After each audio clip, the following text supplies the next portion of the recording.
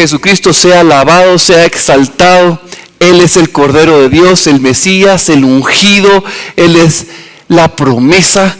Y realmente cuando celebramos al Señor hay fiesta en nuestro corazón, porque estamos celebrando al que nos salvó, al que nos redimió, nos perdonó, y podemos decir cuántas bondades no ha hecho Él en nuestras vidas. Por eso el salmista dice: alma mía, no olvides ninguno de sus beneficios. No debemos olvidarnos de ninguno de sus beneficios. Nuestra memoria está pervertida, nuestra memoria ha perdido esa integridad santa, y entonces rapidito olvidamos sus beneficios. El pecado tiende a robar lo que nos ha dado el Señor, ¿verdad? Entonces, Señor, danos la gracia de recordar de todos tus beneficios, para que siempre podamos exaltarte, siempre podamos alabarte como tú te lo mereces. No somos dignos nosotros de estar en su presencia, pero a Él le plació. Él sí es digno. Él sí es digno. Quiero contarles que el tema de esta semana es familia en batalla continua. Y algo que he visto durante mucho tiempo como seres humanos es que somos bien hábiles para escoger la batalla a la que queremos entrar. Y escogemos las batallas donde nos sentimos bien gallitos, bien topados, y decimos: aquí yo voy a salir ganando. Pero si vemos la cosa trompuda, que te vaya bien, mi hermano. Y dejamos al otro hermano que sí quiere ir, ¿verdad? Y entonces no es prudencia, créanme. No estoy hablando de que este hermano es prudente, no. Simplemente está viendo cómo guarda su propia reputación, cómo guarda su propia imagen. Y entonces, por eso le digo, somos bien hábiles en donde sí nos metemos y en donde no, ¿verdad? Pero la verdad es que estamos en una gran batalla espiritual como familia de Dios. Hace unas semanas dejamos claro que no se trata de familias cristianas, sino que se trata de individuos cristianos, porque cada persona que llega a tener un encuentro con Jesucristo, entonces llega a ser parte de la familia de Dios. Jesús lo dice: mi hermano, nuestro Padre, nuestro Dios. Ese elemento que nos hace familia cada vez que una persona acepta a Jesucristo en su corazón como su Salvador y su Señor, ese es un milagro. Es porque alguien fue aceptado en el reino de Dios. Estamos viviendo tiempos muy peligrosos. Estamos en los últimos tiempos. Y cuando hablamos de los últimos tiempos, lo digo como lo decía el apóstol Pablo: ya estamos cerca. Y él lo dijo hace 2000 años y no sé cuántos años faltan. Así que no estoy diciendo que ahorita, la siguiente semana, pero tampoco estoy diciendo que dentro de 1000 años. Solo el Señor sabe esa fecha, y lo que el Señor nos manda es a que estemos preparados, que estemos constantemente viviendo delante de Él. En estos tiempos de posmodernidad, ya vemos cómo el pensamiento, las filosofías, las posiciones de cada persona, ¿verdad? Van poniendo posiciones. Ustedes se dan cuenta en el colegio, los jóvenes en la universidad, increíble cómo está la situación. Tu verdad es tu verdad. Tus ideas son tus ideas. Lo que tú sientes, lo que tú has experimentado, eso es tuyo. Yo tengo mis propias verdades. Tu verdad no es la misma que mi verdad. O sea, es una época donde realmente no se busca realmente la verdad, sino mi posición es la mía y qué me importa cuál es la tuya, ¿verdad? No te metes conmigo, yo no me meto con vos. Había un caso de, hace poco lo vi a una jovencita en Alemania haciendo una entrevista porque ella quería ver la opinión, y entonces preguntaba: ¿tú estás de acuerdo que un hombre diga que es mujer? Sí, por mí no hay problema. ¿Y estarías de acuerdo que yo dijera que soy un niño? Pues si tú te consideras niño, no hay problema. Y se te dijera que ella era de más o menos 1,65 m, 1,70 m, y entonces ella decía: ¿estás de acuerdo con que yo diga que yo mido 2 metros? Y ahí se quedaban calladitos. Bueno, si tú quieres decir que sos de 2 metros. Y si te dijera que no soy blanquita, que soy de color negrita. Entonces se comenzaban a reír como diciendo: no seas tontita, eso no es cierto. Pero comenzó ya a dar argumentos, y aparte de eso, soy asiática. Y entonces los entrevistados, cada vez que ellos decían: si tú querés, ¿verdad? Esa semitolerancia, o ese, no sé cómo decirle, pero ese concepto de que soy tolerante a tu forma de pensar, soy tolerante a tus verdades. Comienza a realmente a mostrarnos que no hay un deseo de conocer la verdad, sino solo a vivir. Déjame en paz. ¿Sí? No hay un anhelo de conocer. Y Satanás tiene una posición, es bien hábil. Y te pone, una de las trampas es hacerte creer que Él no existe. Y otra de las trampas es hacerte creer que Él es casi igual que Dios, o igual, o el lado opuesto de Dios, ¿verdad? Haciéndonos creer que Él es como Dios, solo que el lado opuesto, como el yin y el yang. Entonces hay muchas posiciones. Es más, ustedes pensarán que esto es fuera de la iglesia, pero no es fuera de la iglesia. Lo que les estoy hablando es algo que se está dando dentro de la iglesia. Hay gente que enseña de Jesús, sí, pero lo enseñan como alguien moralista, alguien muy sabio que en su época sobresalió. Y entonces lo predican como un Jesús histórico, un Jesús humanista. Estoy hablando de denominaciones cristianas, bueno, mejor dicho, de congregaciones que se autodenominan cristianas, pero que están tergiversando la palabra de Dios. Tenía la experiencia de un amigo que él me decía, mira, yo siempre oro y cuando salgo del trabajo, cuando vengo para el trabajo, y Dios ministra mi corazón. Y usaba palabras que yo decía, este ha de ser cristiano, pero nunca mencionaba a Jesucristo. Entonces un día le pregunté, mira, ¿y quién es tu Dios? Porque solo me hablas de una forma impersonal de Dios, como una energía. Quería sacarle, y entonces ahí viene y suelta, mira, yo fui de chiquito a una iglesia evangélica y sí creo en Jesús como el Hijo de Dios, pero así como he asistido a la iglesia, también he asistido a cultos mayas, he asistido con budistas, he asistido a esta otra, y comenzó asistiendo a todos lados, a donde había ido o asistido, y uno de ellos hasta creo que había asistido a un culto satánico. Entre todas las cosas, yo decía, y se dice que tiene una buena relación con Dios. Una persona que tiene una buena relación con Dios es celoso del nombre de Dios y no permite que su alma esté siendo contaminada de esa manera. Entonces, por eso les digo, es increíble lo que vemos el día de hoy, de tantas enseñanzas, tantas cosas, y lo que estoy hablando son solamente pinceladas de un mundo que está caído, de un mundo que está torcido, de un mundo que tiene sus ojos vedados a la verdad. Así que la familia está bajo un ataque tremendo. Y yo quiero hacer una pregunta capciosa. Yo sé que aquí voy a es como una pregunta con trampa. Vamos a ver si la logran responder. Voy a tratar de hacerla lo más clara para que sí no caigan en la trampa. La humanidad tiene un gran enemigo. La humanidad. ¿Quién es ese enemigo?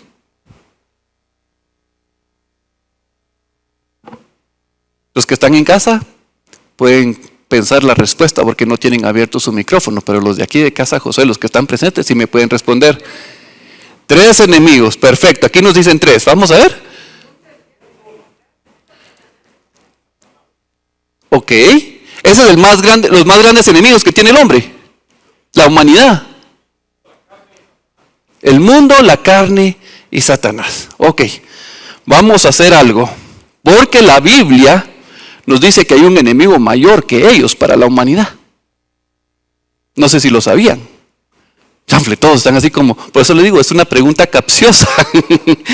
Vamos a leer Romanos 5, del 10 al 12. Porque si siendo enemigos fuimos reconciliados con Dios por la muerte de su Hijo, mucho más, estando reconciliados, seremos salvos por su vida. Y no solo esto, sino que también nos gloriamos en Dios por el Señor nuestro Jesucristo, por quien hemos recibido ahora la reconciliación. Por tanto, como el pecado entró en el mundo por un hombre y por el pecado la muerte, así la muerte pasó a todos los hombres por cuanto todos pecaron. ¿Se dan cuenta? ¿Qué está diciendo? Que somos enemigos de Dios. La humanidad en general es enemiga de Dios, no porque Dios quiera ser enemigo nuestro, sino porque la humanidad, cuando Adán y Eva comieron de ese fruto, se rebelaron contra Dios y le dijeron: no creemos en ti, Señor. Nos parece que tú eres falso, eres un Dios egoísta, que tú eres un Dios que no quiere compartir su reino con nosotros. Ellos fueron corrompidos y unieron su voluntad a la voluntad luciférica, a la voluntad satánica. Y como Satanás era enemigo de Dios, ellos se convirtieron en enemigos de Dios. Dios es fiel a su palabra. Dios es fiel a sus estatutos, a sus leyes, a sus preceptos. Él es fiel, ¿sí? Y el hombre se rebeló contra Dios. Dios dijo: si comes morirás. Y el hombre está en condición de muerte, está en un juicio. Y es un juicio de muerte eterna. El hombre es enemigo de Dios. Pero no quiero solo dejarlo con esa cita. Quiero que vayamos y leamos Mateo 10:28. Y no temáis a los que matan el cuerpo, mas el alma no pueden matar. Temed más bien a aquel que puede destruir el alma y el cuerpo en el infierno. Amén. Esto lo está diciendo Jesús. ¿De quién se está refiriendo Jesús? Dios. Que tengamos temor de Dios, porque Él sí puede destruir el cuerpo y destruir el alma. ¿Se recuerdan de Job? Cuando Job, en el inicio del libro, Dios le dice a Satanás: ¿ya viste a mi siervo Job? ¡Ja! Por supuesto que lo he visto, se porta re bien y está protegido porque tú lo cuidas. Pero si tú le quitas la protección, vas a ver cómo te niega. Y entonces vemos que Dios permite, pero Satanás no tiene permiso. O sea, si no tiene permiso, si uno no le abre la puerta, Satanás no tiene autoridad sobre nosotros. Quien puede destruir al hombre es Dios, y Dios ha preparado un lugar. Fíjense que quiero que vayamos y leamos lo que Jesús dice en Mateo 25:41. Miren lo serio y lo tremendo de este pasaje. Entonces dirán también a los de la izquierda: apartaos de mí, malditos, al fuego eterno preparado para el diablo y sus ángeles. Ok, miren, esto es tremendo. Habían dos grupos, y un grupo de ellos, que son los que están a la izquierda, ellos dicen que habían predicado, que habían profetizado, que habían hecho milagros en el nombre del Señor. O sea, que sabían del Señor. ¿Y cómo es que Dios los llama a ellos? Malditos. Es una palabra muy seria. Y que venga de Jesucristo, que venga de Dios, y que te diga maldito. A mí me hace temblar. A mí me hace temblar. Y aparte de eso dice que Dios preparó el fuego eterno. Dios lo preparó para el diablo y los ángeles. Pero está diciendo que también ese va a ser el lugar de aquellos que no han querido con el Señor, sino que viven bajo sus propios gustos, sus propias ideas, sus propios anhelos. Y eso lo dice también en Isaías 5, versículo 13 al 14. Por tanto, mi pueblo fue llevado cautivo porque no tuvo conocimiento, y su gloria pereció de hambre, y su multitud se secó de sed. Por eso ensanchó su interior el Seol, y sin medida extendió su boca, y allá descenderá la gloria de ellos, y su multitud, y su fausto, y el que en él se regocijaba. Ok, miren, Dios está hablando de su pueblo Israel, el que tanto amaba, pero que fue infiel, que no quiso reconocerlo, que no quiso oírlo. Y Dios está diciendo: miren, se ensanchó su interior el Seol. ¿Qué está diciendo? Creció y se extendió sin medida su boca para poder tragarse a todos aquellos que se están queriendo rebelar contra Dios. Miren, yo no sé ustedes, pero si ustedes tenían miedo de enfrentarse al diablo, tengan miedo de enfrentarse a Dios.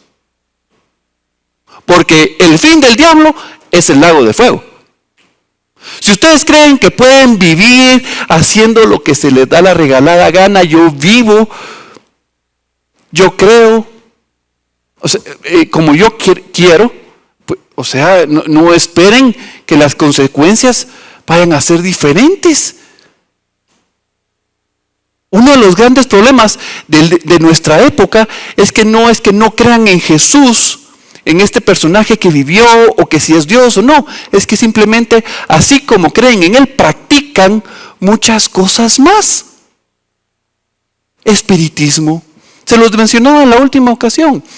Es increíble que el 70% de la iglesia para el día miércoles o jueves del área rural o capital ya haya asistido a una brujería o una limpia, a una cosa gnóstica, a un desprendimiento, ahí se me fue el nombre, cuando vaciamiento, hipnotismo, lectura del horóscopo. O sea, yo lo que veo es una iglesia que se ha apartado del Señor. Una iglesia infiel, malagradecida, que no ha querido.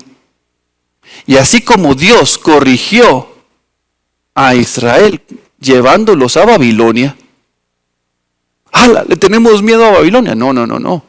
Ténganle miedo al Señor. No es miedo, perdón, la palabra no es miedo. Temor. Eso es lo que nos dice Jesús: teman al que sí puede destruir el alma y el cuerpo.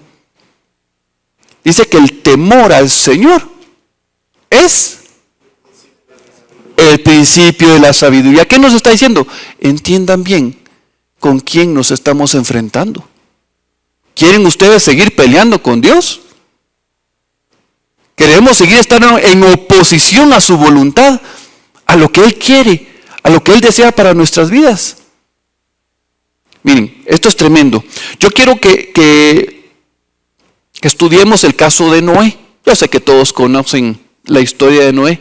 Mientras preparaba la prédica, el primer caso que vino a mi mente fue Nehemías. Y dije yo, sí, Señor, ahí se está viendo el caso de un hombre que llama a la gente que se ponga como familias a reconstruir los muros y a defenderse de los que están afuera y los que nos quieren atacar. Pero después me puse a pensar, Señor, pero si estamos en contra tuya, de todos modos nos van a atacar y nos van a vencer.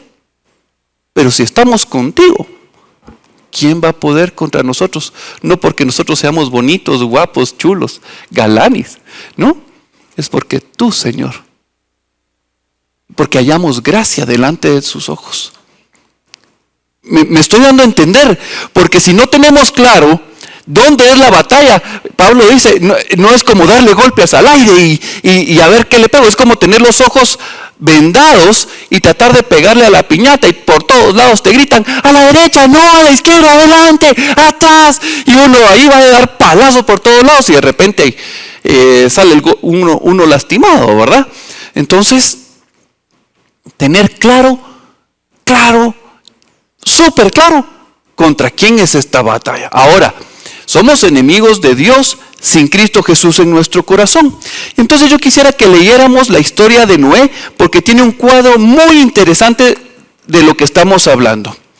Vamos a leer Génesis 6, versículo 3. Y dijo el Señor, no contenderá mi espíritu con el hombre para siempre, porque ciertamente él es carne, mas serán sus días 120 años. Miren, qué interesante lo que Dios está diciendo. Dice, Él es carne. Y cuando leemos Romanos, Pablo dice, miren, la carne no quiere. Y la carne no puede agradar a Dios. Todo lo que el hombre produce por sí mismo, ¿sí? Como dice Jesús en Marcos 7, 21, dice, del corazón del hombre salen los malos pensamientos, los adulterios, los engaños, la lascivia, el asesinato, la murmuración. Y ahí hay una lista que realmente nos hace ver, Dios nos guarde de lo que sale de nuestro corazón. Y Dios está diciendo, miren, ciertamente el hombre es carne, solo sabe hacer lo malo, tiene una naturaleza contraria, una voluntad caída, una voluntad luciférica, una voluntad satánica. En otras versiones dice que el hombre no es eterno, pero el concepto de tiempo y carne a veces es mal interpretado. Por eso es bueno leer varias versiones y buscar qué es lo que Dios está queriendo decir y utilizar la misma palabra para responder y entender lo que Dios nos está diciendo. Vamos a seguir leyendo Génesis 6 del 5 al 7. Y vio el Señor que la maldad de los hombres era mucha en la tierra, y que todo designio de los pensamientos del corazón de ellos era de continuo solamente el mal. Y se arrepintió el Señor de haber hecho hombre en la tierra, y le dolió en su corazón. Y dijo el Señor: raeré de sobre la faz de la tierra a los hombres que he creado, desde el hombre hasta la bestia, y hasta el reptil, y las aves del cielo, pues me arrepiento de haberlos hecho. Como les decía, aquí vemos en esta lectura que el hombre solo sabe hacer lo malo. Isaías nos dice que todas las buenas obras de justicia del hombre, lo que el hombre piensa que es justo, bueno, topadísimo, resulta que son trapos de inmundicia delante de los ojos de Dios. No son nada agradable. El hombre es enemigo de Dios. El hombre ha pecado. El hombre se ha separado y miren, esto es lo más hermoso y bello. El hombre es quien agravió el nombre santo de nuestro Señor. Fuimos nosotros. Yo no sé ustedes, pero yo sí puedo decir que fui blasfemo. Yo sí puedo decir que en mi vida sin Cristo dije cosas, hice cosas que me avergüenzo muchísimo, pero al mismo tiempo le doy gracias al Señor porque me perdonó. Porque viendo Él mi miseria, Él no se quedó pávido, no se quedó, ¡ja! Te lo mereces. No. Él vino y no se quedó indiferente. Y desde la eternidad Él tenía un plan de salvación a nuestra rebeldía, a nuestra ingratitud, a nuestra infidelidad. Y se despojó a sí mismo y no dijo, ay, voy a perder mis privilegios de Dios no, se despojó, bajó a la tierra, se hizo el siervo de siervos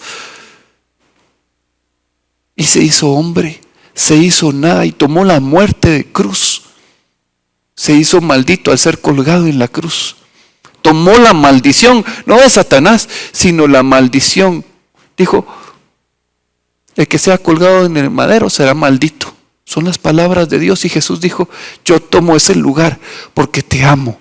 Eres mi obra preciosa porque puse mi imagen, puse mi semejanza en ti, puse mi nombre. Y cuando veo esto digo, Señor, de verdad solo sabemos hacer lo malo. Y conociéndote, Señor, soy un vendido al pecado. Soy rebelde, soy murmurador, soy manipulador. Trato de levantar mi nombre con tu nombre. Trato, Señor, de evidenciar que soy mejor que los demás. ¿Y cómo lo hago? Haciendo ver que el otro es malo. Una pseudo justicia, una manipulación de lodo. Miren, de verdad, ojalá fuera lodo. Nosotros no entendemos, no logramos dimensionar lo asqueroso y lo que apesta el pecado, porque estamos metidos en este mundo de pecado. Pero para Dios eso es desagradable. Miren, yo uso a veces con los niños estos ejemplos y ellos lo entienden re bien y ya me di cuenta que también lo entienden re bien los adultos. ¿Por qué? Porque reaccionan exactamente igual. ¿Sí? Si traigo un bote de estiércol y alguien mete la mano, ¿qué dicen todos? ¡Uy, qué asqueroso!, ¿verdad? Imagínense con vómito, con todas las cosas asquerosas, todos, ¡ah, qué asqueroso! Bueno, imagínense que peor que eso es el pecado. Pero como estamos dentro del pecado, ya nos acostumbramos, no nos damos cuenta. Pero Jesús, sabiendo en la condición en que estábamos, dijo, yo no voy a permitir que ninguno se pierda, y se tiró y bajó a las profundidades, se sumergió y tomó el título de maldito. O sea, ¿para qué? Para reconciliarnos con Él. Romanos 5. Porque si siendo enemigos, fuimos reconciliados con Dios por la muerte de su Hijo. Fuimos reconciliados con Dios por medio de Jesucristo. Esto es por don. Fuimos creados, Adán y Eva fueron vestidos por don, de la luz de Dios por don. Y luego fuimos tan malagradecidos que tomamos estas vestiduras y las menospreciamos. Y entonces viene Jesucristo, nos salva, nos redime, nos levanta, nos limpia y quiere vestirnos de nuevo con esas vestiduras de luz. Esto es glorioso, tremendo. O sea, no es que Dios vino, Jesucristo vino y pagó una deuda con Satanás. No, la deuda era consigo mismo. Y Él dijo, ustedes no pueden pagar. La figura del Dios mío, se me van los nombres y los... Pariente redentor. La figura del pariente redentor es tremenda. ¿Por qué? Porque dice que tiene que ser una persona pariente. Número 1. 2, que tenga la solvencia económica de pagar la deuda. Que sea libre. Y Jesucristo cumple cada uno de esos puntos para salvarnos. Él se hizo semejante para salvarnos a nosotros. Tremendo. Y entonces aquí vemos cómo el hombre tiende a hacer siempre lo malo y no podemos tener esa gratitud.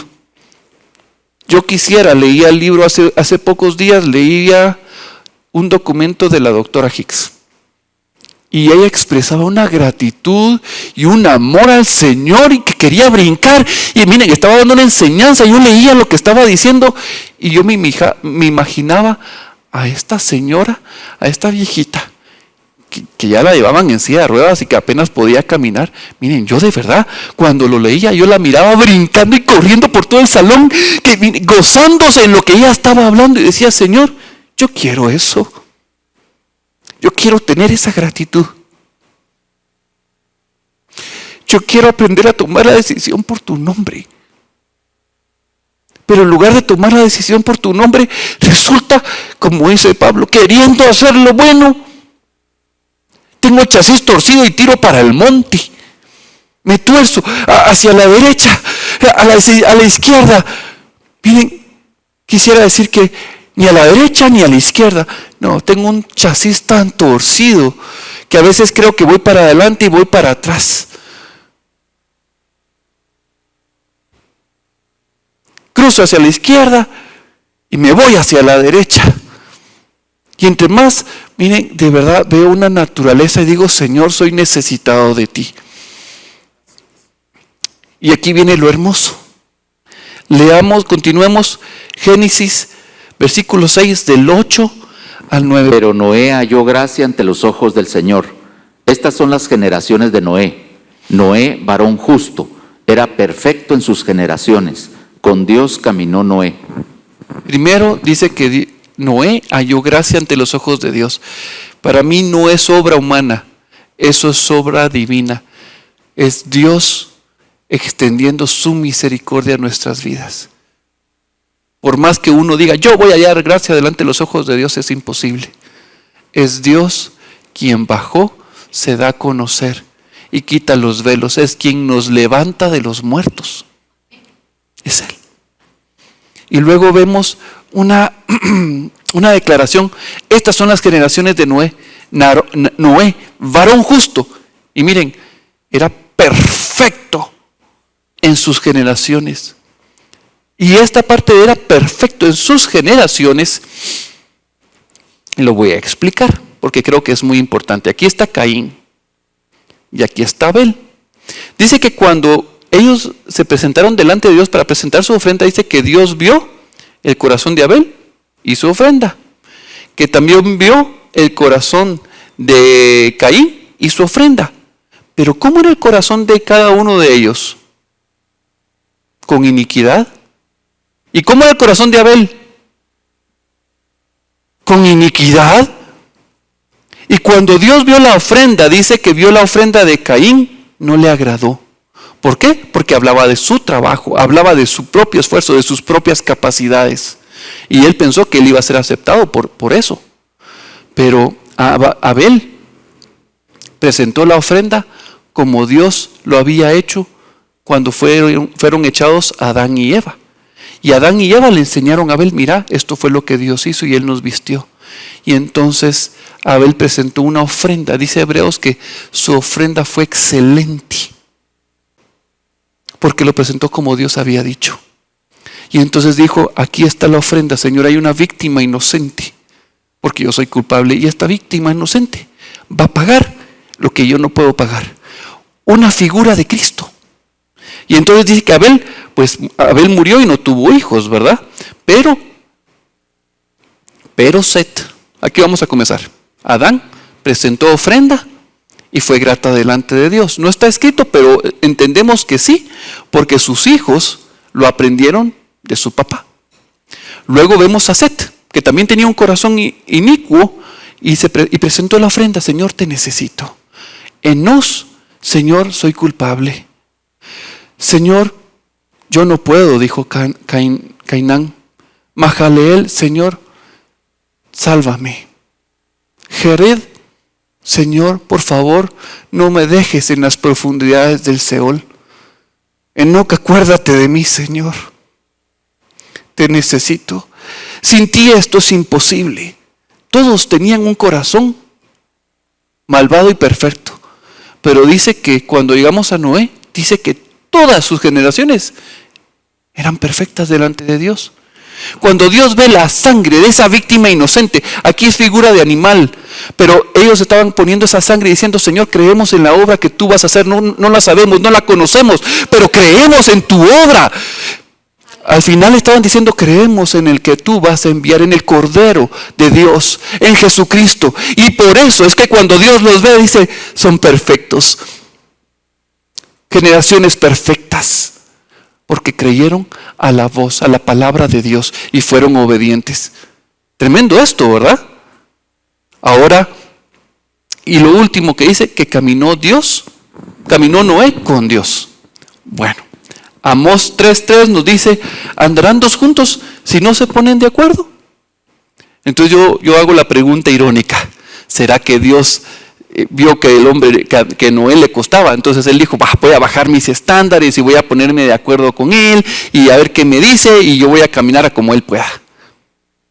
¿O fue que Noé dijo, Señor, acepto tu amor, acepto lo que tú estás haciendo por mí, quiero caminar contigo, quiero conocerte? Fue Dios en misericordia dándose a conocer y él diciendo, recibo tu amor, no diciendo yo voy a cumplir lo que tú dices. No, fue dejándose amar por Dios. Fue dejándose amar por Dios. Así que esto nos habla muchísimo de los términos y las condiciones de cómo Dios caminó con Noé. Pero no solo en la historia de Noé, sino que estamos viendo de cómo entró el hombre en enemistad con Dios. Así que sigamos leyendo Génesis capítulo 6, versículo 11 al 14. Y se corrompió la tierra delante de Dios, y estaba la tierra llena de violencia. Y miró Dios la tierra, y he aquí que estaba corrompida, porque toda carne había corrompido su camino sobre la tierra. Dijo, pues, Dios a Noé, he decidido el fin de todo ser, porque la tierra está llena de violencia a causa de ellos. Y he aquí que yo los destruiré con la tierra.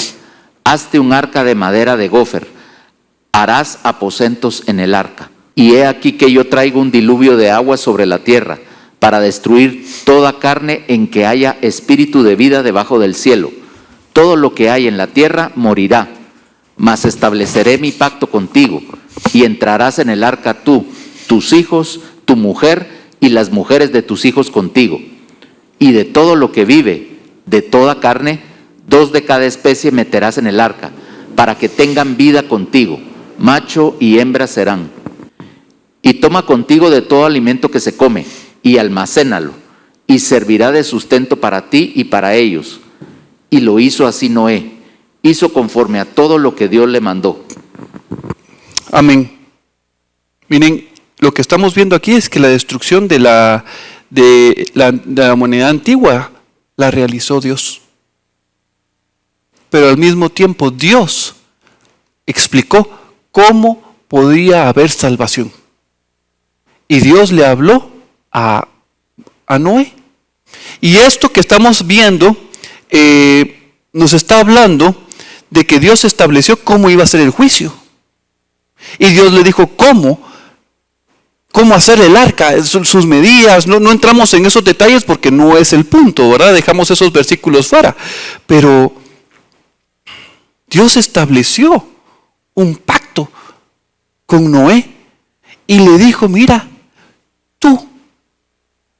tus hijos, tu esposa y las esposas de tus hijos. Estamos hablando de una familia. Estamos hablando de un sacerdocio. Señor, te quiero conocer. Quiero que esta familia sea tuya. Quiero, Señor, anhelo que te conozcan. Y entonces Dios en su pacto, miren cómo extiende su amor, como en Hechos, cuando Pablo y Silas están en la cárcel y entonces el carcelero recibe una palabra y dice, tú y tu casa serán salvos. No es porque yo crea y entonces ellos van a ser salvos porque yo creí. No, ellos tienen que tener su experiencia, pero hay un pacto de Dios. Dice, yo voy a buscarlos, voy a tener ese encuentro personal con Él porque te amo. Y sé que tú tienes un amor por ellos, pero tienes que entender que tu amor tiene que ser primero conmigo. Yo te amo tanto a ti como los amo a ellos. Y lo entrego todo. Ya lo hice entregando a mi Hijo Jesucristo. Amén. Entonces vemos esta situación de cómo Dios le dice a Noé cómo va a destruir, pero ese plan. Y creo que hay un sacerdocio, el cual nosotros tenemos que cumplir en nuestras propias casas, en nuestro hogar, con nuestros hijos, con nuestra esposa. ¿No está tu esposo? ¿Estás tú solita? Señor te va a respaldar. No, el Señor es un Dios de misericordia. Él no deja a la viuda ni al huérfano desamparado. Dios, Jesucristo, su Espíritu Santo está al tanto. Solo tenemos que llegar con Él y clamar su ayuda y socorro. Si ustedes creen que tenemos una batalla contra sangre y carne, pues déjenme decirle, Efesios nos dice que no es contra sangre y carne, ahí estaríamos equivocados.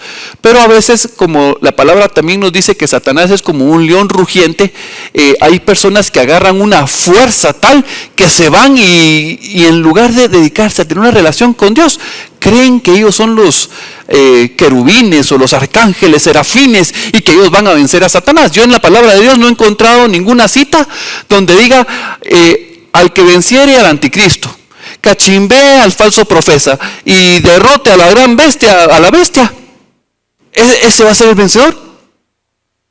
Yo no lo he encontrado. Es más, Pablo le dice a Timoteo en relación a las cosas del mundo, de las pasiones juveniles, huye, corre, porque tu carne se confabula con una velocidad. Y el mundo no está buscando una confrontación directa, sino lo que quiere es seducirte. Mejor huye, patitas, ¿para qué te quiero? Echa a correr. Eso es lo que nos está diciendo. Porque no somos nosotros los que peleamos la batalla. Es el Señor el que está haciendo su obra en nuestro corazón. Y de repente, así como vemos que se van a un lado del péndulo, diciendo yo voy a pelear contra todas esas huestes espirituales o sea, sí hay una batalla espiritual, pero la batalla espiritual es que el Señor gobierne en nuestro corazón. Si no tenemos eso, entonces estamos dando golpes al aire.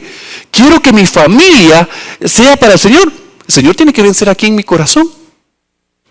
Quiero que mi esposa sea de esta forma y de esto, y pongo todas las cosas como yo. Estoy equivocado. Mi mirada tiene que estar en el Señor. Y el Señor me va a dar gracia para perdonarla, ser paciente y todo lo que ustedes quieran. Y si ella está pensando en que yo debo de cambiar, ella está perdida, pues. Ella tiene que poner su mirada en el Señor. Y entonces los dos vamos caminando hacia el Señor. Y cuando vamos caminando al Señor, resulta que nos vamos acercando. Él es nuestro vínculo. Y cuando ella y yo oramos, clamando por nuestras hijas, Señor, nosotros les podemos hablar, pero anhelamos que tú seas en ellas, que ellas se lleguen a enamorar de ti. Esa experiencia personal. Entonces, esa victoria comienza en mi corazón y en la visión dice, dejando que la obra redentora, santificadora y justificadora se hagan en nuestro corazón, para que luego de que se haga en nuestro corazón, se extienda a nuestro matrimonio. Y entonces ya en un círculo más grande, de repente, a nuestra familia, a nuestro vecindario, a nuestra área de trabajo y a todo lugar donde el Señor nos lleve. Es un cambio en nuestro corazón, es una batalla interna. Y miren, las copas de ira, quien las derrama es Dios, o sea, son las copas de ira de Dios. A veces se nos olvida, y Dios es tanto amor, y es que Dios es tan lindo, y se les olvida predicar que Dios, la venganza es del Señor. Dios dice, la venganza es mía. Y uno dice, como yo creo en el Señor, la venganza es para otro. Y lo que no se imaginan es que de repente el Señor va a decir, maldito.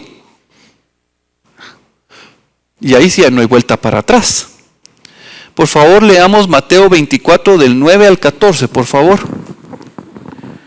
Entonces os entregarán a tribulación y os matarán y seréis aborrecidos de todas las gentes por causa de mi nombre. Un momento, esto es tremendo.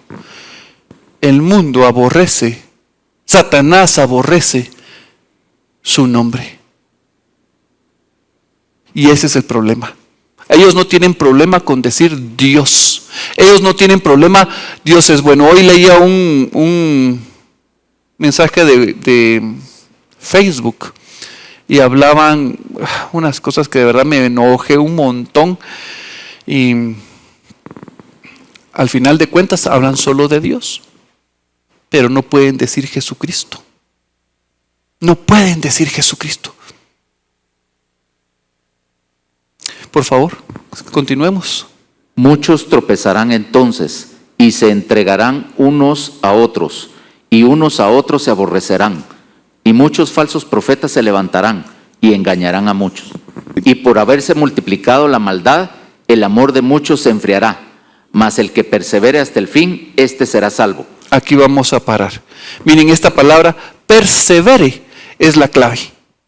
Pero para entender la palabra persevere tenemos que usar el contexto bíblico y entender lo que Dios nos quiere decir de perseverar, ¿sí? Y para eso vamos a tener que leer 2 Timoteo 2, 14 y 16. La voy a leer. Dice, recuérdales esto. Es Pablo a Timoteo, exhortándoles delante del Señor a que no contiendan sobre palabras. O sea, miren, no se trata de convencer que yo tengo la razón.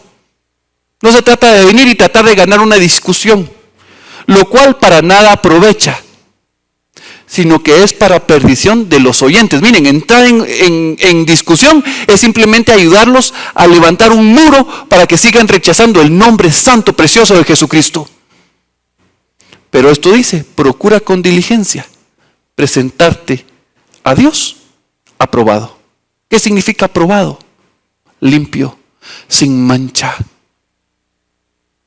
Señor, como vengo hoy delante de ti, y traes una mancha. Ay, Señor, me ayudas. Y el Señor provee esa sangre preciosa para que seamos limpios delante de Él. Evitemos profanas y vanas palabrerías. Nos contaminamos. Perdemos. Ahora, quiero que por favor entiendan, miren, no es lo mismo contender que predicar.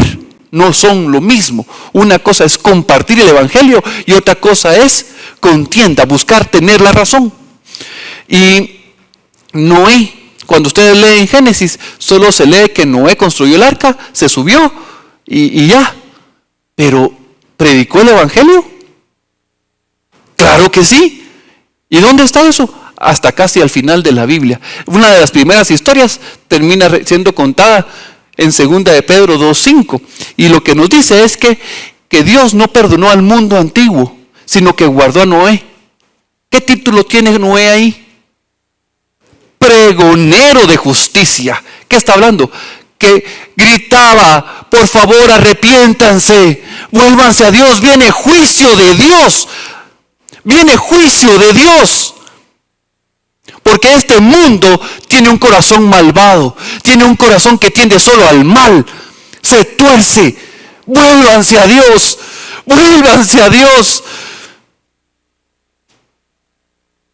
Y cuando Dios cerró, sí saben que quién cerró el arca, ¿verdad? Fue Dios, no fue Noé. Y cuando Dios cierra el arca, es hasta ahí. El juicio comienza y no hay vuelta atrás. El día que tú te mueres, no hay vuelta atrás. Dios cerró la puerta para el arca donde tú te tenías que subir. Entonces, el Señor le habló. Pero el Señor también nos ha hablado en este tiempo y ha sido muy claro a la congregación, a estas familias que nos reunimos aquí como individuos. Desde hace muchos años nos ha dicho, hagan provisión. Antes que eso nos dijo, estén a cuentas conmigo. En arrepentimiento y santidad. Arrepentimiento y santidad. Todos los días. Arrepentimiento y santidad. Arrepentimiento y santidad. A cuentas. No se metan a deudas, no sean imprudentes, sean previsores en amor por los suyos. Hagan una alacena. Miren lo que, yo no sé si se dieron cuenta, pero Génesis 6:21 dice, le dijo a Noé, y toma contigo de todo alimento que se come y almacénalo, y servirá de sustento para ti y para ellos. ¿Casualidad? Pura chiripa. Así decimos aquí en Guatemala, ¿verdad? ¡Qué suerte vos! No, Dios nos está hablando muy claro. Este mundo se ha convertido en una Sodoma y Gomorra, una adúltera. Y tenemos que tenerlo bien claro.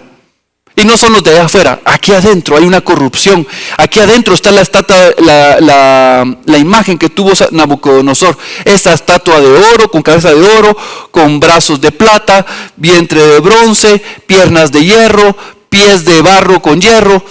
Un gobierno, una estructura en contra de su nombre. Mi orgullo de revelación, mi orgullo de redención, yo puedo hacer. Mi orgullo de satisfacción, mi vientre, las viandas.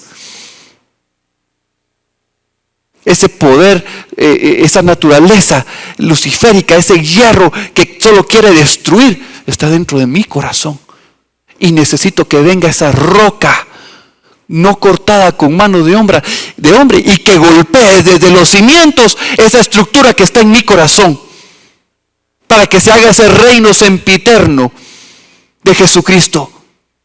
Que Él gobierne en mi vida, en tu vida.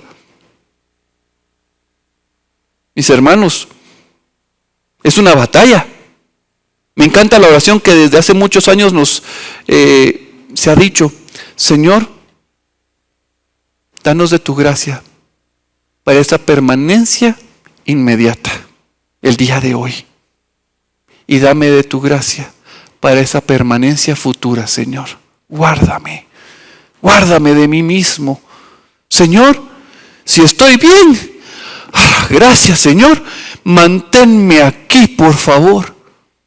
Y si estoy mal, corrígeme, enderézame, atráeme a ti, por favor. Vamos a orar. Vamos a orar.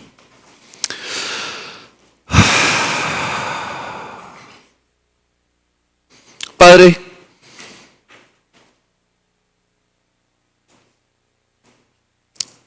¿qué te puedo decir?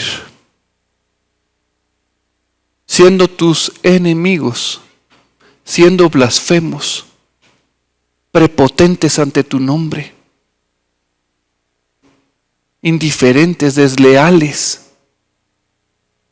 siendo los que agraviamos tu nombre, tú nos reconciliaste contigo mismo. Hay una batalla terrible, Señor, y esa batalla es en nuestros corazones. Y esa batalla, el único que la puede pelear eres tú. No podemos nosotros, Señor. Es una naturaleza que no quiere y no puede agradarte. Yo no puedo, Señor. Y estoy seguro que mis hermanos tampoco. Tu palabra nos lo dice. Por eso es que tú te despojaste, bajaste, te hiciste nada, te hiciste el siervo y pagaste nuestra deuda. Y nos hiciste aceptos delante del Padre, Señor. Ahora somos perfectos delante del Padre por la sangre de tu Hijo amado Jesucristo, por ese cordero, por esa ofrenda, Señor. Señor, queremos ser un sacrificio vivo, santo y agradable delante de ti, por medio de la sangre de Jesucristo, que es nuestro sacrificio racional, Señor. Eres tú. Eres tú. Por favor, Señor, alíñanos, corrígenos. Señor, si hay necesidad de cincho, corrección en nuestra vida, Señor, aunque pataleemos, aunque hagamos berrinche, pero haz lo que tengas que hacer en nuestros corazones. Por favor, Señor. Por favor, líbranos de nosotros mismos. Tu gracia para el día de hoy. Tu gracia para mañana. Si estamos bien, manténnos en ti. Y si no estamos bien, Señor, corrígenos. Endereza nuestro camino, nuestra mirada, nuestro hablar, nuestro hacer. Por favor, te necesitamos, Señor.